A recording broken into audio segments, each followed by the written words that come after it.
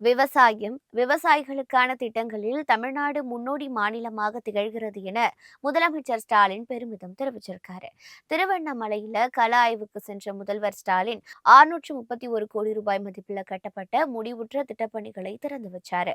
பின்னர் வேளாண் கண்காட்சியை தொடங்கி வைத்து பேசிய முதலமைச்சர் ஸ்டாலின், விவசாயத்துக்கும் விவசாயிகளுக்கும் முன்னுரிமை அளித்து செயல்படுவதில் திமுக அரசு முன்னோடியாக உள்ளது என அவர் கூறியிருக்காரு.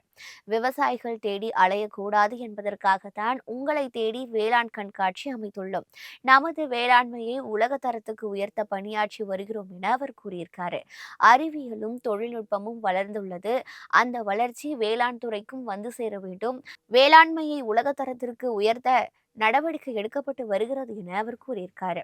விவசாயிகளை பாதிக்கின்ற சட்டத்தை ஆதரித்தும், விவசாயிகள் போராட்டத்தை கொச்சைப்படுத்தியும், விவசாயிகள் வேடம் போட்டு சிலர் அரசியல் செய்கின்றனர் என அவர் விமர்சித்திருக்காரு.